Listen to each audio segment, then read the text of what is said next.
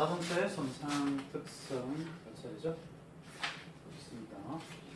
직접 손상과 간접 손상이 중요합니다. 직접 손상 보겠습니다. 컨택 데미지라고 해서 직접적으로 접촉된 그 손상을 직접 손상으로. 직접 손상은 물체와 직접적인 충돌에서 발생된 손상이다. 직접 손상은 페인트와 벗겨짐, 타이어가 떨어져 나가는 등 도로상의 물체, 나무 껍질, 보행인의 옷, 신체 조직 일부분, 헤드라이트 뭐 이런 것들이죠. 이런 것들하고 직접적으로 상대 물체든 뭐 자기 자신의 차든 직접적으로 접촉을 함으로써 그 부분이 손상간 것을 직접 손상이라고 합니다. 거기에는 뭐 임프린트라는 게 있습니다. 임프린트란 말은 그 전에 타이어 흔적할 때 임프린트라는 게 나왔었죠. 타이어 자국이 노면에 찍듯이 트럭 같은 경우에 짐을 많이 실는 트럭 같은 경우에 횡단보도 흰색 같은 경우 그거 보면은 타이어 트레드 문양이 막 찍혀 있어요. 그런 것 같은 것도 임프린트. 그 다음에 차대차 충돌 사고에서 예를 들어서 승용차가 옆에 다른 승용차 옆을 찼다, 그 문짝을 쳐버렸다 하면은 이 차에 뭐 앞범퍼의 번호판이라든지 번호판 테두리라든지 범퍼 형상이라든지 이게 상대 차에 그대로 찍히겠죠. 모양이 찍힐 거 아닙니까? 그죠? 그 모양이 그대로 찍힌다 해서 그것도 임프린트라는 이야기입니다. 임프린트. 그래서 보시면 임프린트라 하면 강한 충격력으로 인해서 차체가 움푹 들어가거나 충돌 대상의 형상이 새겨지는 부위를 말합니다. 그래서 뭐 차든 뭐든 그 형상이 그대로 찍히는 것을 임프린트라고 합니다. 그다음 3번 러브오프. 러브오프는 러브오프는 즉은 스쳐 지나가면서 나타나는 긁히는 적이다. 긁히는 적이다라고 생각하시면 되겠습니다. 문질러지는 흔적 또는 뭐 긁히는 적 이렇게 생각하시면 되겠죠. 그 다음에 밑에 그림을 봅시다. 그림을 보면 이게 이제 그림이 지금 러브오프 흔적이 지금 한 5가지 정도 그림이 있죠. 이게 내 차에 주차장에 가보니까 갑자기 그런 흔적이 확 이런 흔적이 생겼다는 얘기죠. 생겼으면 상대 차가 내 차를 어떻게 긁고 갔느냐라는 얘기죠. 어떻게 긁고 갔느냐를 판단할 수 있겠죠. 그죠? 그 다음에 내 차, 이게 내 차입니다. 제 차 문짝이다. 문짝인데 이렇게 긁히는 흔적이 뭐 이렇게 쭉 나와 있다. 하면 그냥 속도 감속 제동 뭐 이런 없이 그냥 쭉 긁고 스쳐 지나가는 거죠. 그죠? 지나갔다라는 얘기고. 그 다음에 밑에 가속이라고 하면 차에 이렇게 식으로 이런 식으로 올라갔다. 그러면 붕 하고 올라가면은 이런 식으로 약간 높아집니다. 흔적이 약간 높아진다. 그러면 내 차에 이런 흔적이 있다. 이러면 올라갔다. 가속 속도를 가속하면서 긁고 지나갔다라고 할 수가 있겠죠. 그 다음에 제동이라는 것은 긁고 가면서 밑으로 내려갔다. 그죠? 내려갔다. 이러면 긁고 가면서 제동 피다를 밟았다라는 얘기죠. 그러면 가다가 이렇게 흔적이 내려갑니다. 내려갔다. 제동 피다를 밟았다. 그 다음에 이 흔적하고 오른쪽에 뭐 급제동 및 정지 이거랑 비슷합니다. 이 끝부분이 제동했다가 끝부분이 이렇게 한번 올라가면 제동했다가 바운스 약간 되는 거죠. 차가 맨 마지막에 울컥하잖아요. 그때 이야기고요. 제동했다. 그 다음에 제동 해제. 이건 뭐냐면 그 다음에 이렇게 제동했다가 마지막에 제동 해제하면서 쭉 그냥 긁고 간 겁니다. 계속 긁고 갔다. 제동하면서 섰다. 제동하면서 그냥 에라 모르겠다. 가자. 이런 거죠. 이 흔적을 보고 뭐 그런 걸 알 수가 있다. 그래서 뭐 이 정도는 구분하셔야 되겠죠. 제동하고 섰다, 제동하면서 마지막에 제동 풀고 그냥 쭉 갔다. 그 다음에 위로 올라가면은 가속하면서 치고 갔다. 그런 식으로 이해하시면 되겠습니다. 그 다음 전륜과 조향기의 파손. 사고 한번 읽어볼게요. 사고차량 전륜의 한쪽 바퀴는 정상인데 봐요. 다른 쪽 바퀴가 조향된 상태를 보이는 경우 조향 링크 파손으로 인해서 개선되는 경우가 많다. 이건 무슨 말이냐면 우리가 이제 사고 장소에 만약에 간다 이러면 사고 이후 상황을 우리가 보는 거죠. 사고 차를 보는 거죠. 사고 차를 본다. 그럼 사고 차에 뭐 바퀴가 틀어져 있다고 하면 사고 전에도 저렇게 바퀴를 틀었나 보다 라고 생각하시면 안 된다는 얘기죠. 그죠? 또는 뭐 사고차를 딱 보니까 앞바퀴는 사고차를 보니까 앞바퀴 하나는 뭐 이렇게 돼 있고 하나는 이렇게 돼 있다. 이렇게 될 수가 있나요? 이렇게 될 수 있나요? 그죠? 이렇게는 안 되겠죠. 그죠? 이렇게는 불가능하죠. 이게 뭐냐? 사고 때문에 상대방 차하고 충격 때문에 이 바퀴가 틀어졌다라고 우리가 생각해야 되지, 사고 직전에 이런 식으로 차가 달리고 있었다라고 생각하면 안 되겠죠. 그죠? 아무튼 사고 이후에 이렇게 돼 있든 뭐 바퀴가 이게 아니고 뭐 이렇게 돼 있다고 해서 사고 전에 이 사람이 우회전하다가 사고 났나 보다라고 생각하시면 안 된다는 얘기죠. 사고 때문에 바퀴는 얼마든지 틀어질 수가 있습니다. 그 다음 페이지, 그 다음에 충돌, 이동과정 손상, 피해자 의료 흔적, 전면유리 손상, 이거는 차량 페인트 긁힌 자국, 이거는 차분히 읽어보시면 되겠습니다. 어려운 점은 없고요. 그 다음에 간접 손상. 간접 손상이라는 것은 충돌은 앞에서 했는데 다른 쪽이 깨지는 현상을 간접 손상이라고 합니다. 예를 들어서 정면으로 꽝 충돌했는데 뒷유리가 깨진다든지 트렁크가 변형된다든지 그런 걸 간접 손상이라고 하죠. 그래서 직접 손상이 어느 정도 손상이 있고 뭐 여기가 부서졌는데 뭐 이런 쪽에 뒷유리, 뒷문자, 트렁크가 안 열린 뭐 지붕이 막 변형이 됐다든지 그런 뭐 약간 떨어진 곳에서 나타나는 손상을 간접 손상이라고 합니다. 그래서 읽어볼까요? 간접 손상이란 차가 충돌 시 그 충격으로 인하여 동일 차량의 다른 부위에 나타나는 손상이다. 정면 충돌에서 차량의 중앙 또는 뒤쪽에 위치한 종감속 장치.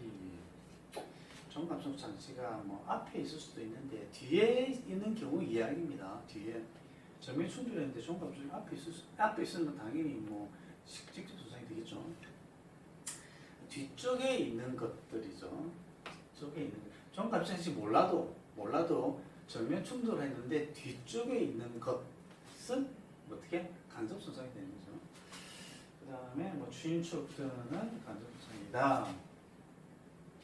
충돌 시 차의 갑작스런 감속 또는 가속으로 인하여 차체 부품 장치나 의자 등이 관성의 법칙에 의해서 고정된 부분이 떨어져 나갈 수 있다. 이것도 간접 손상으로 볼 수 있다.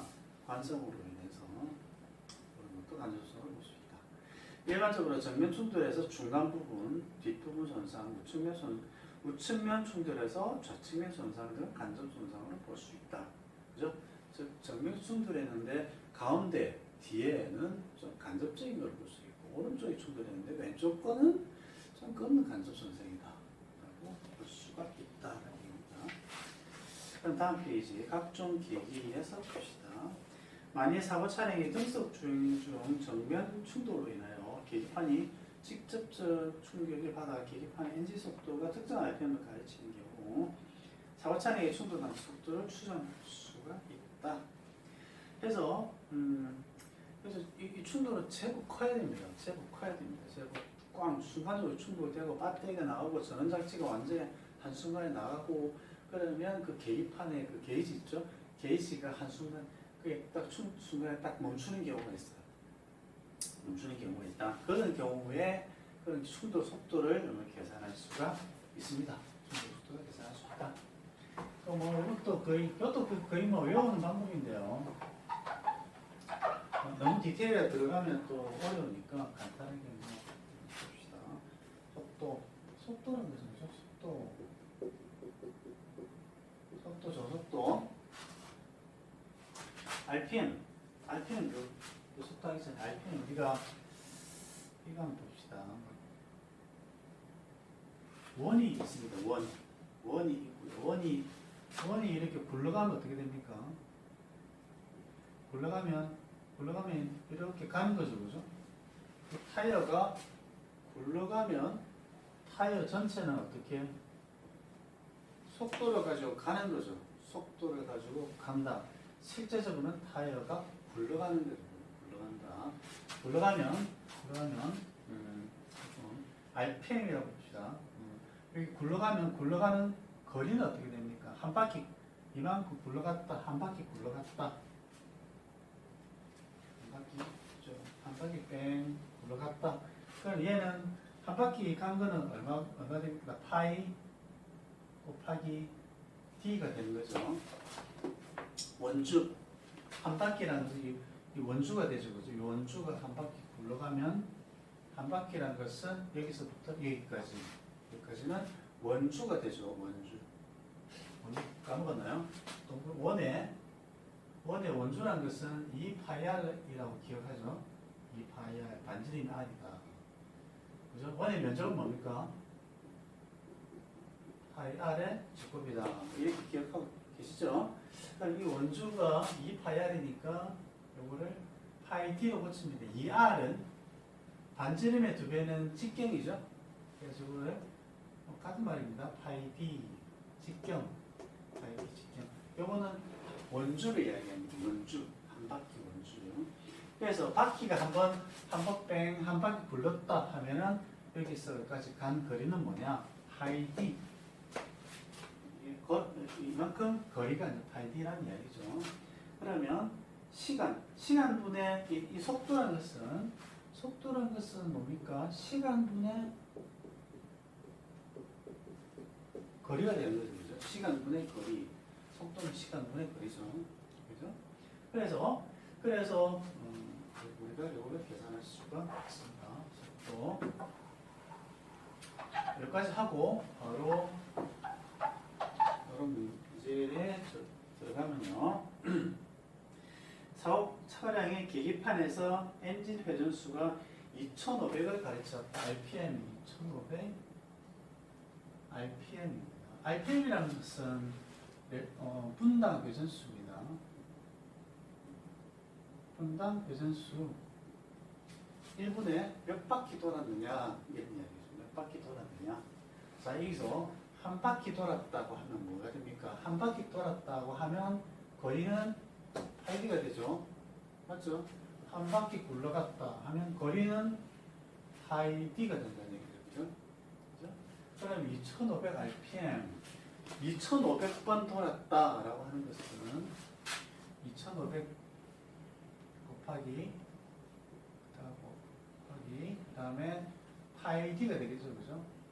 8D가 되면 그죠? 한 바퀴 돌았다 하면 8D인데 2,500바퀴 돌았다 하면 2,500 8D에다 2,500 곱하면 되죠. 자, 근데 분당 회전수라는 얘기죠. 분당 1분에 1초가 아니고 1분에 속도라는 것은 시간분의 거리죠. 그죠? 그래서 요거는 거리고 요까지는 거리입니다. 요까지는 거리. 그죠? 근데 시간은 뭡니까? 나누기 시간이죠. 시간은 분당 회전수. 분당 1분은 몇 초입니까? 60초죠. 그죠? 60초. 이렇게 해주면 되죠. 이게 뭐다? 기본적으로 속도다. 이해되시죠? 속도는 시간분의 거리다. 시간분의 거리다. 근데 거리는 이 바퀴가 한 바퀴 굴러간 거가 거리는 파이디가 원주, 이 파이R 원주 파이디라는 이야기죠. 그죠? 그래서 2,500바퀴 돌았다라고 하는 것은 2,500 곱하기 파이디다. 근데 이거는 거리고 그러면 시간은 뭐죠? 시간은 분당이니까 60초, 1분에 60초라는 얘기죠. 60초분에 2500 곱하기 파이 d 라고 하는 것은 뭐다? 속도다. 속도. 근데 중요한 것은 엔진이 2500바퀴 돌았다는 거지. 바퀴가 2500바퀴 돌았다는 이야기 아니죠. 그죠? 그러면 엔진이 2500바퀴 돌면 또 뭐 감속기가 있고 뭐 가운데 뭐 기계가 많아서 엔진의 동거하고 바퀴가 동거하고 차이가 있어요. 그거가 뭐가 들어가냐면 요 밑에 분모에 들어간다 생각하시면 돼요. 이 분모에 다 넣으세요. 분모에 뭐가 들어가냐면 변속기 기업이 0.756, 그 다음에 또 좋은 감속 기업이 3.455. 자, 여기까지 설명하고 이렇게니까 요런 B, 그죠? 요런 B, 엔진 도는 거하고 바퀴 도는 거하고 그 차이에 대한 여러 가지 기계들의 여러 가지 장치들의 B가 여기 분모에 들어가는 거고만 기억하세요. 분모에만 그렇게 하시면 되죠. 그러면 속도를 계산할 수가 있다. 그런데 또 문제가 있죠. 우리 파이는 3.14라는 거 알잖아. 아니다.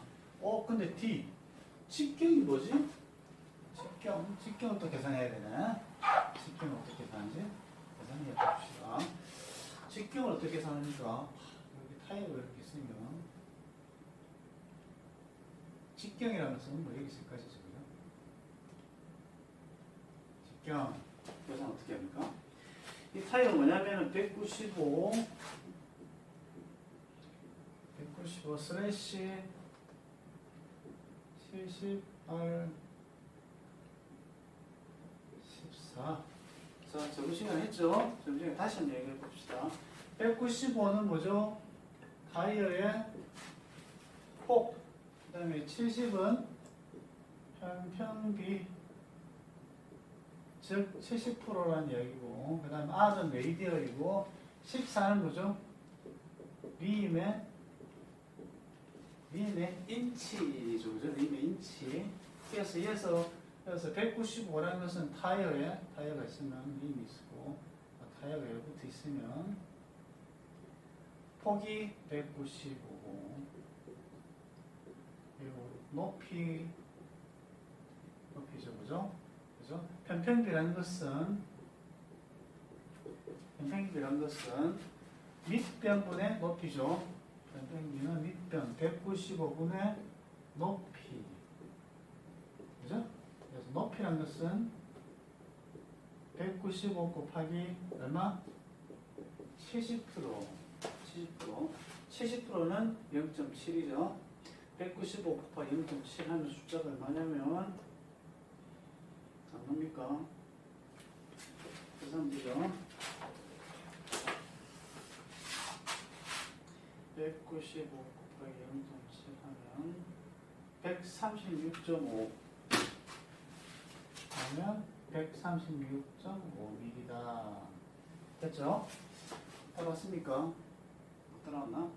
다시 195 슬래시 R14다.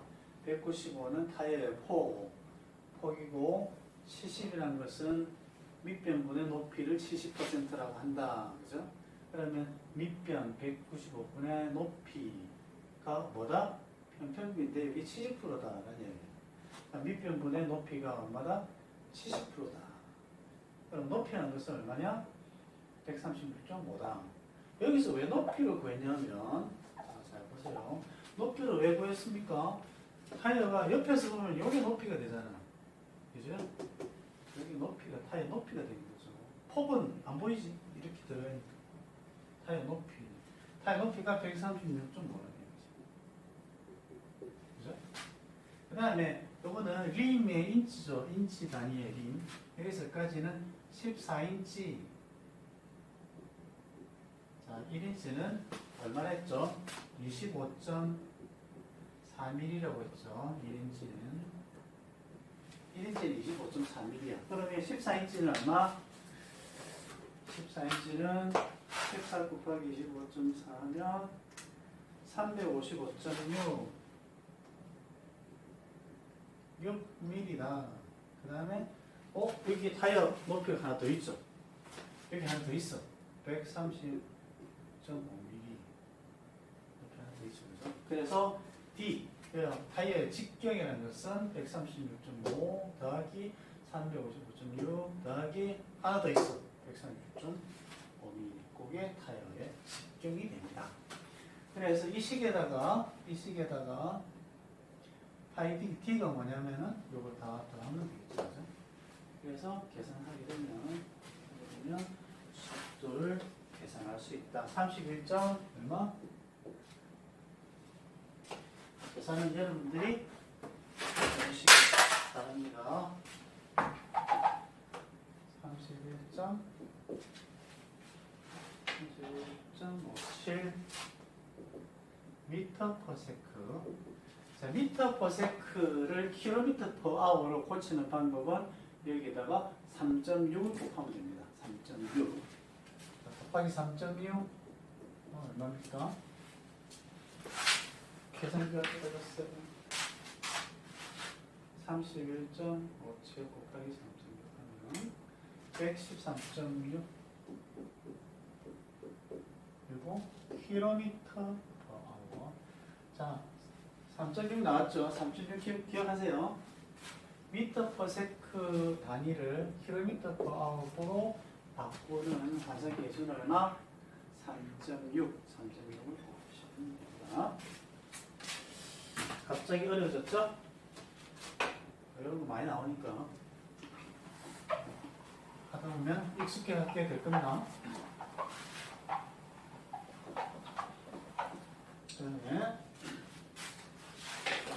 그다음에 타이어의 손상 흔적 봅시다. 타이어 손상 흔적 분리, separation, 분리. 여기는 영어도 조금 한번 기억해 주세요. separation, 분리. 영어 철자를 외우라는 건 아니고요. separation 하면 뭐 분리되다. 그러니까 또 문제에서 separation 이렇게 나올 수도 있습니다. 그래서 분리, separation. 이건 그대로 이제 분리가 되는 겁니다. 껍데기가 벗겼습니다. 껍데기가 벗겼습니다. 여러분들 고속도로 가보면 타이어, 그 트럭 타이어가 막 벗겨져가지고 막 나뒹구는 모습을 좀 보셨죠? 그게 요 현상입니다. 분리, separation. 그래서 타이어 트레드가 껍질이 벗겨져서 떨어지는 게 분리고요. 그 다음에 파열 봅시다. 파열은 이제 타이어 내부에 충격을 해서 충격 X, Y, L 형태로 터지는 현상. 파열은 터지는 현상입니다. 터지는 현상. 밑줄 한번 보시죠. 터지는 현상. 거기다 밑줄 끄시면 되겠죠. 그래서 그림을 보시면 아래쪽에 보시면 그림 파열 돼 있죠, 그죠? 그거 잘 보시면 그게 X, Y, Z 중에 뭐가입니까? X, Y, Z 중에 Y 형태죠, 그죠? Y. 그래서 이렇게 머리 대충 보면 여기 X 형태, Y 형태, Z 형태로 L이네요. X, Y, L 형태로 터진다. 터진다. 거기에 모습이 X, Y, L 형태더라라는 이야기입니다. 그걸 뭐다? 그게 파열. 그 다음에 오른쪽 페이지 가시면 코드의 끊어짐, 타이어의 내부 골격인 플라이, 코드, 섬유 또는 스틸, 뭐죠? 카카스죠. 카카스.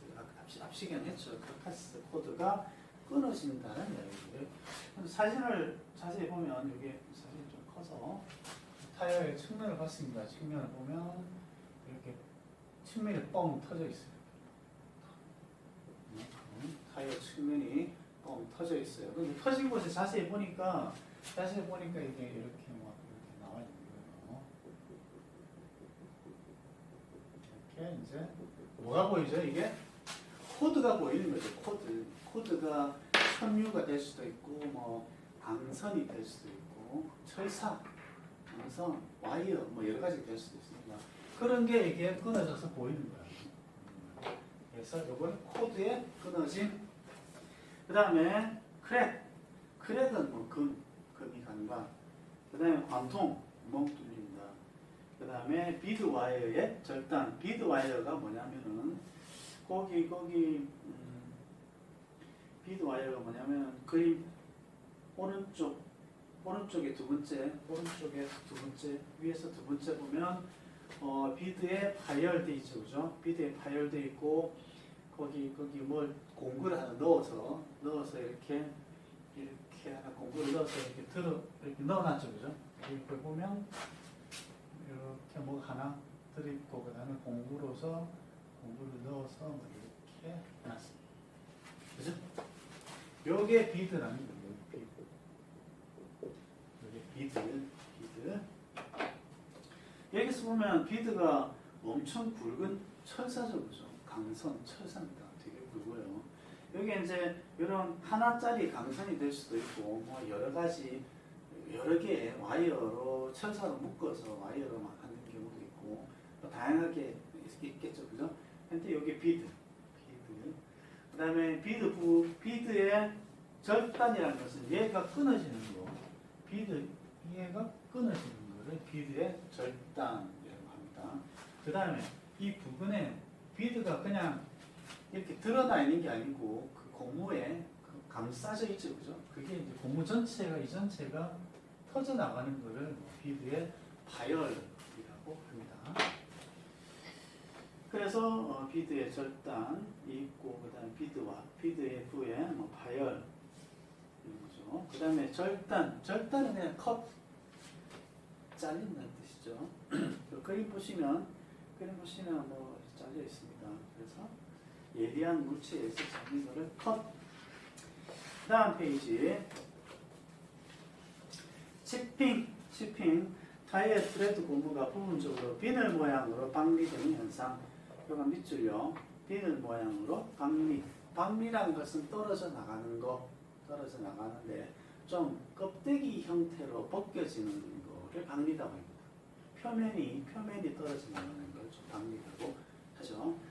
그래서 부분적으로 비늘 모양으로 떨어져 나가는 거를 치핑. 그 다음에 첨킹은 뭐냐면은 타이어 트레드의 고무가 고무편이라는 것은 좀 고무 덩어리 형태로 박리 떨어져 나가는 것을 첨킹이라고 합니다. 그 다음에 5번 전구 및 필라멘트의 손상 봅시다. 전구, 필라멘트의 변형. 필라멘트가 뭐냐면 우리 전구가 요즘 백열등, 형광등 같은 경우는 좀 더 낮게 잘 안 보이죠. 백열등 같은 경우는 보이죠. 이렇게 전구가 되어 있고요. 여기에 이제 요거를 우리가 전구라고 하고, 요거를 필라멘트라고 하죠. 그래서 소등 충격을 보시죠. 무슨 말이에요? 소등이라는 말은 꺼졌다라는 말입니다. 꺼졌다. 그 다음에 충격, 꺼진 상태에서 충격을 받았다. 그 뜻입니다. 소등, 꺼진 상태에서 충격을 받으면 어떻게 되느냐? 무슨 말이죠? 꺼진 상태에서 충격.